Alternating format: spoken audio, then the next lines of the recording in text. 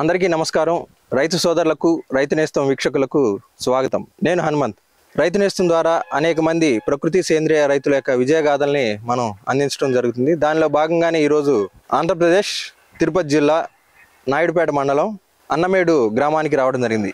ఈ అన్నమేడు గ్రామంలో ప్రకృతి వ్యవసాయం చేస్తున్న విజయ్ గారిని కలిసి వారి పంట విధానాలను, ప్రకృతి వ్యవసాయ పద్ధతులను అడిగి తెలుసుకుందాం.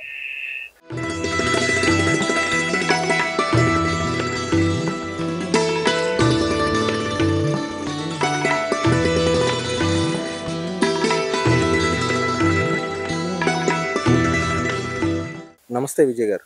నమస్తే సార్. మీ కుటుంబ నేపథ్యం ఏంటండి? సార్ మాది వ్యవసాయ కుటుంబం సార్. అంటే మీ పూర్వీకుల నుంచి మా తాతలు, మా నాన్నకాడ నుంచి మా దాకా కూడా సార్ వ్యవసాయం చేస్తాం సార్. వ్యవసాయంలోకి వచ్చి ఎన్ని సంవత్సరాలు అయింది? 30 సంవత్సరాల నుంచి సార్. 30 సంవత్సరాల నుంచి వ్యవసాయం ఉంది సార్. మరి వ్యవసాయం చేస్తున్న మీరు ఈ ప్రకృతి వ్యవసాయం చేయాలనే ఆలోచన ఎలా వచ్చింది? ఎప్పటి నుంచి మీరు ఈ ప్రకృతి వ్యవసాయం అనేది మొదలు పెట్టారు? సార్ 2018 నుంచి సార్ మొదలు పెట్టాను సార్. అంటే ఈ పురుగు మందు కొడితే మన ఆరోగ్యం ఇదిగా ఉంటుందని దీని ద్వారా ప్రకృతి వ్యవసాయం చేయాలని అనుకున్నాను సార్. అనుకొని పాలేకర్ సార్ మీటింగ్కి పోయాను సార్ గుంటూరుకి. ఆయన ద్వారా ఈ ప్రకృతి వ్యవసాయం చేద్దామని చేస్తున్నాను సార్. ఆలోచన అంటే ఆ మీటింగ్ విన్నప్పుడు మీకు దాని గురించి కొంత అవగాహన వచ్చింది సార్.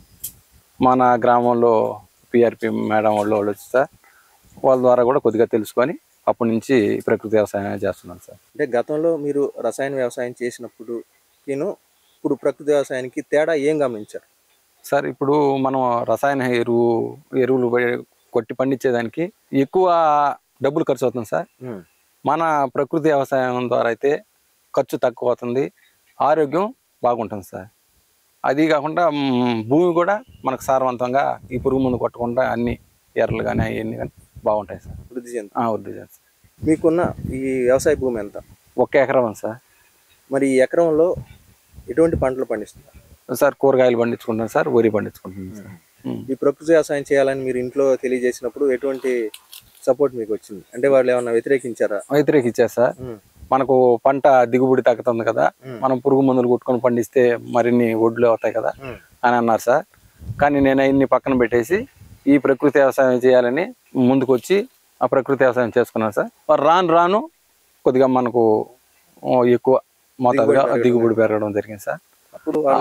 అప్పుడు వాళ్ళకి అనిపించింది సార్, ఇది మంచి పద్ధతి, మన ఆరోగ్యాలన్నీ బాగుంటాయి, మన భూమి కూడా బాగుంటుందని చెప్పారు సార్. స్టార్టింగ్ లో ఈ ప్రకృతి వ్యవసాయం మొదలు పెట్టినప్పుడు అంతా సజావుగానే ఉందా? ఏదైనా ఇబ్బందులను ఎదుర్కొన్నారు? ఇబ్బందులు ఎదుర్కొన్నాను సార్. ఇప్పుడు ఆవు మూత్రం అని, ఆవు పేడ అని పెట్టుతానే కదా సార్. అప్పుడు మేము విలేజ్లో ఉండే, గ్రామంలో ఉండే ఆవుల దగ్గరకు పోయి మూత్రం తీసుకొని అట్లా చేసుకున్నాం సార్. తర్వాత మా సొంతంగా మేము ఆవును తీసుకొని మా సొంతంగా చేసుకుంటున్నాం సార్. మరి అంటే ఈ ప్రకృతి వ్యవసాయ విధానాల్లో ఇప్పుడు ఈ కషాయాలు లేదంటే ఈ ద్రావణాలు ఇవి అవసరం పడతాయి, వాటి గురించి మీరు ఎలా తెలుసుకున్నారు? పాలేకర్ సార్ మీటింగ్కి పోయిన తర్వాత ఆయన బాగా వివరించారు సార్. దాన్ని బట్టి మేము మనకు దొరికే ఆకుల అలుములతోనే కషాయాలు తయారు చేసుకుని, ఆవు మొత్తం కషాయాలు తయారు చేసుకొని స్ప్రే చేసుకోవడం జరిగింది సార్. మీరు సంవత్సరం మొత్తంలో అంటే ఎన్ని పంటలు తీస్తారు? 3 పంటలు తీసుకోవచ్చు సార్, కానీ 2 పంటలే తీస్తాం సార్. పిఎండిఎస్ చేస్తాం సార్. పిఎండిఎస్ అయిపోయిన తర్వాత వరి పెట్టుకుంటాం సార్. ఈ కూరగాయల చెట్లు వేసుకుంటాం, వరి పంట పెట్టుకుంటాం సార్. ఈ 365 రోజులు పంట భూమి మీద ఉండేటట్టే చూసుకుంటాం సార్.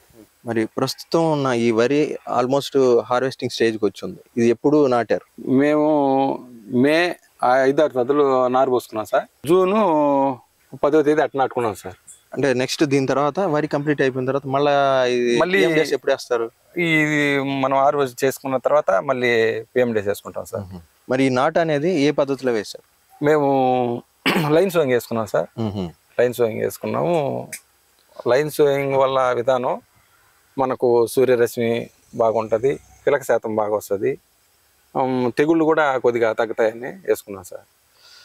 ఈ వరి నాటే ముందు భూమిని ఏ విధంగా సిద్ధం చేసుకున్నారు? అంటే భూమిని ఫర్టైల్ గా చేసుకోవడానికి ఎటువంటి చర్యలు మీరు చేపట్టారు సార్? మనం పిఎండిఎస్ చేసుకున్నాం సార్. అంటే ఎన్ని రకాల విత్తనాలు వేశారు? ఒక 15-16 రకాలు వేసుకున్నాం సార్. ఆ తర్వాత 40 రోజులకి 45 రోజులకి దాన్ని దమ్ము చేసేసినాం సార్. దమ్ము చేసిన తర్వాత మళ్ళీ నారుకి రెడీ చేసుకొని, నారు రెడీ చేసుకుని పోసుకున్నాం సార్. తర్వాత మళ్ళీ నారు నాటే ముందుగా ఘనజీవామృతం ఎకరాకి ఒక 200 kg వేసుకొని తర్వాత నారు నాటుకున్నాం సార్. నారు నాటుకున్న తర్వాత ఒక 10-15 రోజులకి జీవామృతం పారించుకుంటా వచ్చాను సార్. మీరు అంటే వరి నాటు వేసే ముందు పిఎండిఎస్ వేసామన్నారు. అవును సార్. అంటే ఆ పిఎండిఎస్ వేయటం వల్ల నేలకి ఎటువంటి లాభం చేకూరుతుంది, పంటకి ఎటువంటి లాభం చేకూరుతుంది? మనం పిఎండిఎస్ వేసినందువలన పలు రకాలు పంట వేస్తాం కదా సార్. అవును. ఆ పలు రకాల పంటల్లో 10 పోషకాలు అంతాయి సార్ భూమికి. భూమి మనకు బాగా సారవంతంగా ఉంటుంది, భూమి బాగా కుళ్ళబారుతుంది సార్. దాంట్లో ఉండే ఎర్ర శాతం కూడా బాగా పెరుగుతుంది, వానపాములు బాగా వృద్ధి చెందుతాయి. అంటే సేంద్రీయ కర్బనం పెరగడానికి అవకాశం ఉన్నారు సార్. అంటే మీరు వేసిన ఈ వరి వెరైటీ ఏంటది? 1636 సార్. ఓకే. అంటే ఇక్కడ మీకు అది ఆ 1636 అనేది మీకు మార్కెటింగ్ వైజ్ బాగుందా? మార్కెటింగ్ బాగుంది సార్. మళ్ళీ ఈసారి క్రాప్ మారుస్తాం సార్. మళ్ళీ వేస్తాం సార్. అట్లా చేంజ్ అవుతూనే ఉంటాయి. చేంజ్ అవుతానే సార్, కారుకి చేంజ్ అవుతానే ఉంటాయి. మరి వరి నాటు వేసిన తర్వాత సార్ కలుపు యాజమాన్యం ఏ విధంగా చేశారు? కలుపు అయితే మేము వేసిన 10 రోజులకంతా అజోలా వేయడం జరిగింది సార్ పొలంలో. అజోలా వల్ల మనం కలుపు నివారణ చేసి సార్. కలుపు నివారణే కాకుండా భూమి తేమ కూడా ఆరకుండా అది నివారిస్తుంది సార్. అదే విధంగా పైరు కూడా నలుపు తగ్గనీయకుండా చూస్తారు సార్ అజోలా. అంతా ఒకసాట మీరు ఒక ఎకరాకి ఒక 10 కిలోలు కన్నా 4 మూల వేసామంటే అదే స్ప్రెడ్ అయిపోతుంది సార్. ఒక 20 రోజులకి నెల లోపల కై మొత్తం స్ప్రెడ్ అయిపోతుంది సార్. అప్పుడు మనకు కలుపు రాదు, కలుపు నివారించుకోవచ్చు సార్.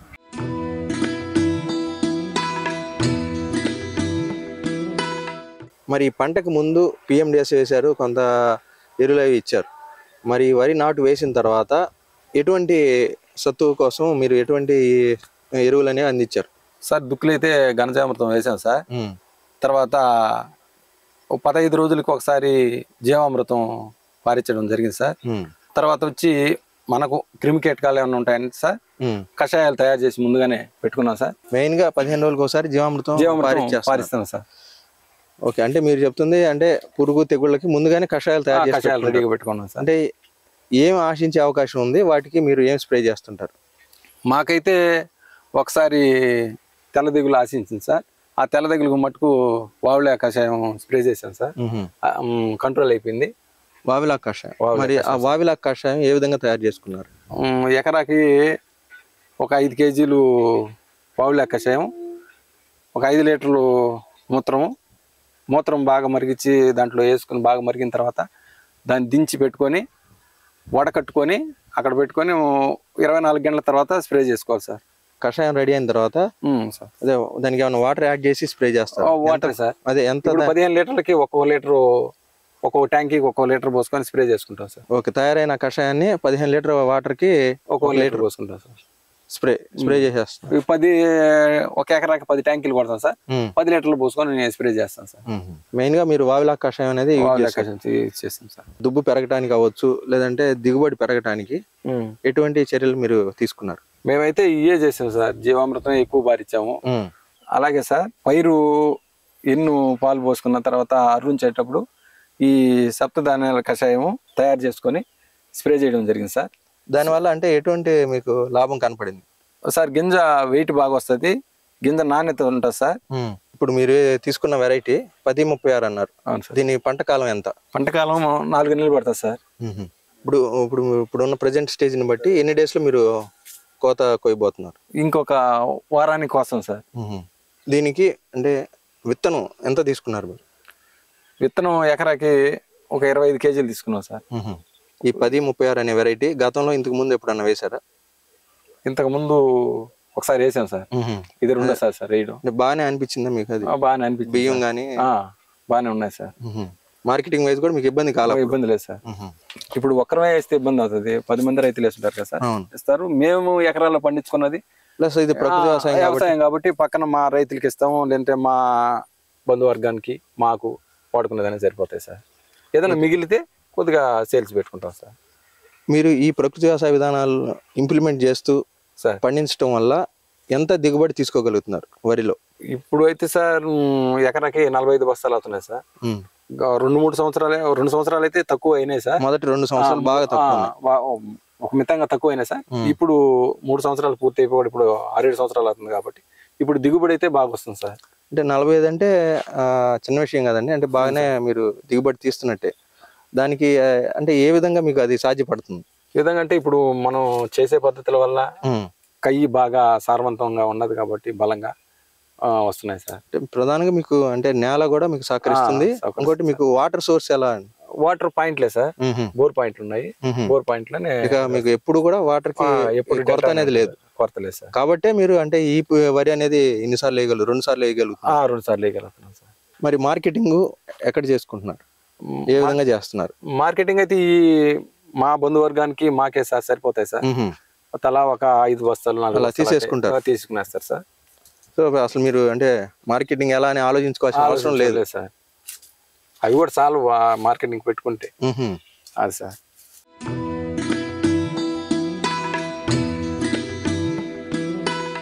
విజయ్ గారు, మరి ఈ ఎకరంలో వేసిన ఈ వరి పంటకి ఎంత పెట్టుబడి అయింది? నాకు 12,800 అయింది సార్. అంటే ఆ 12,800 అంటే వేటికి ఖర్చు అయ్యాయి? ఇప్పుడు గెనువార్లకి కూలీలు, కోత కూలీలు అవన్నీ సార్. నాకు పెట్టుబడి పెట్టిన తర్వాత మనకు పండి వచ్చిన తర్వాత 78,200 వచ్చింది సార్. ఆ 72,800 ఈ 12,800 తీసేయాలి సార్. తీసేసిందిగా మన అంతర పంటల వల్ల ఒక 10,000 ఆదాయం వచ్చింది సార్. కాబట్టి మీకు ఆ ఖర్చు అక్కడ పోతుంది. అంటే 70,000 దాకా మీకు ఒక వరి పంట మీద 70,000 ఆదాయం వస్తుంది, మిగలదు సార్. అంటే మీరు వరి 2 సార్లు వేస్తున్నారు కాబట్టి 2 సార్లకి సంవత్సరానికి 1,40,000 తీసుకోవచ్చు సార్. తగ్గకుండా మీరు ఆదాయం తీసుకుంటున్నారు, ఖర్చులు పోను సార్. అంటే మీరు అంతర పంటలు లేదంటే ఇంకా వేసే ఉన్నారు అంటే అంతర పంటలు ఇతర పంటలు ఏమేమి ఉన్నాయి సార్? ఇప్పుడైతే వంగ, టమాటా నుంచి వచ్చి తెల్లగోగులు, ఎర్రగోగులు, చిక్కుడు, బెండ, ఇంకా తీగ జాతి సొర, బీర ఇవి ఉన్నాయి సార్. అప్పుడు అంటే వరితో పాటు వేసా అన్నారు కదా, అంటే అది ఏ పద్ధతిలో వేశారు? ఏటీఎం మోడల్గా వేసుకున్నాను సార్. ఆ ఏటీఎం మోడల్ అన్ని రకాల. ఇప్పుడు అది వేసి ఎంతకాలం అయింది? ఒక నెల అయింది సార్. విధానం ఏదైనా సరే కూరగాయలు అయితే మట్టికి మీరు పండించుకుంటాం సార్. 365 రోజులు ఉంటాయి సార్. ఓకే, అవి మీరు ఇంట్లో ఉపయోగించుకుంటూ ఉంటారు, కొన్ని బయటకు అమ్మేస్తూ ఉంటారు సార్. అంటే నేను మీ వ్యవసాయ క్షేత్రాన్ని పరిశీలించినప్పుడు సార్ గట్టు వెంబడి తాటి చెట్లు ఎక్కువ కనపడ్డాయి. అవును సార్. అలా తాటి చెట్లతో పాటు కొన్ని ఈ ఫ్రూట్ వెరైటీ ప్లాంట్స్, ట్రీస్ పెద్దవి కూడా కనపడ్డాయి సార్. తాటి చెట్లు చాలా మంది అంటే ఏదో ఒక విధంగా దాన్ని తొలగించుకునే మార్గాన్ని చూసేవాళ్ళు కొంతమంది కనపడుతుంటారు. మీరు అవి చూస్తే అంటే అవేవో మీరు నాటినట్టుగానే కనపడ్డాయి. అంటే ఆ తాటి చెట్ల వల్ల మీకు ఎటువంటి లాభం మీకు కనపడింది సార్? ఇప్పుడు తాటి చెట్ల వల్ల ఉపయోగం అంటే మన పంట చుట్టూ ఒక కంచి మాదిరి ఏర్పాటు చేసుకున్నాం సార్. తర్వాత వాటిలో వచ్చే ఆదాయం ఇప్పుడు తాటి ముంజులు కానీ, తాటి పండ్లు కానీ, తాటి ఆకు కానీ, తాటి నార కానీ అన్నీ ఉపయోగం కాబట్టి సార్, అందుకని మేము ఉంచుకున్నాం సార్ వాటిని. మరి తాటి చెట్లతో పాటు గట్ల వెంబడి మన ఫ్రూట్ వెరైటీస్ కూడా కనపడ్డాయి, ఇంకా పెద్ద పెద్ద వృక్షాలు ఏవో ఉన్నాయి. అసలు ఏమేమి ఉన్నాయి సార్? మునగ ఉంది, సీతాఫలం ఉంది, నేరేడు ఉంది, మామిడి ఉంది, ఆ నుంచి వచ్చి అరటి ఉంది, పనస ఉంది, కరివేపాకు ఉంది, అన్నీ ఉన్నాయి సార్. అంటే ఆల్మోస్ట్ అన్ని ఫ్రూట్ వెరైటీస్ అన్నీ ఉన్నాయి సార్. సీజన్ బట్టి మీకు కావాల్సిన ఫ్రూట్స్ వస్తూ ఉంటాయి. ఇప్పుడు మామిడికాయ సీజన్ లో మామిడి పండ్లు వస్తాయి, మునగ వస్తుంది, మునక్కాయలు వస్తాయి, సీతాఫలం వస్తుంది, అరటి గెలలు వేస్తున్నాయి సార్. ఇప్పుడు అరటి గెలలు కూడా వస్తాయి సార్. అంటే ఇవి గట్లో ఏమంటే నాటినప్పుడు మీకు వరికి ఏ ఇబ్బంది లేదా? ఏ ఇబ్బంది లేదు సార్. అంటే మీరు ఈ ప్రకృతి వ్యవసాయం చేయటం ద్వారా ఎటువంటి సంతృప్తిని మీరు పొందగలిగారు సార్? ఒకటి సార్, ఫస్ట్ ఆరోగ్యపరంగా, ఆర్థిక పరంగా 10 మందికి మంచి ఆహారం ఇస్తున్నానని తృప్తి పడుతున్నాను సార్, సంతోషపడతాను. ఓకే, ఆర్థికంగా అంటే లాభాల దిశగానే ఉన్నా సార్. మరి ఆరోగ్యంగా అన్నారు, ఏ విధంగా మీకు ఆరోగ్యం మీకు కలుగుతుంది సార్? ఇప్పుడు మనం పురుగు మందులు కొట్టి విషపూరిత ఆహారం తిని మన ఆరోగ్యం పాడు చేసుకునే దానికన్నా ఇట్లా మనం కషాయాల ద్వారా పండించుకొని మన ఆరోగ్యం కాపాడుకున్నాం సార్. ఇప్పుడు ఉండే పరిస్థితిలో 40-30 సంవత్సరాలకే కాళ్ళు నొప్పులు రావడం, కడుపులో మంటలు రావడం, షుగర్లు రావడం, బీపీలు రావడం అలా ఉన్నాయి సార్. అంటే కేవలం తినే వాళ్ళకే కదా, అప్పుడు పురుగు మందులు స్ప్రే చేసినప్పుడు రైతు కూడా నష్టపోతారు సార్. కానీ అది తెలుసుకోవడం సార్. ఆ పురుగు మందు స్ప్రే చేసేటప్పుడు కళ్ళు కనపడకుండా పోవడం, ఒళ్ళు తిరిగి పడిపోవడం, ఒళ్ళు దురదలు రావడం ఇలాంటివన్నీ ఏర్పడుతున్నాయి సార్. ఓకే అండి, అంటే ప్రకృతి వ్యవసాయం చేయటంలో మీరు విజయవంతంగా ముందుకు సాగుతూ తోటి రైతులకి మీరు ఆదర్శంగా నిలిచారు. దీనికి మీకు ప్రత్యేక ధన్యవాదాలు. ధన్యవాదాలు సార్. ఈ వీడియో మీకు నచ్చితే లైక్ చేయండి, ఇతరులకు షేర్ చేయండి. వీడియోపై మీ అభిప్రాయాన్ని కామెంట్ రూపంలో తెలపండి.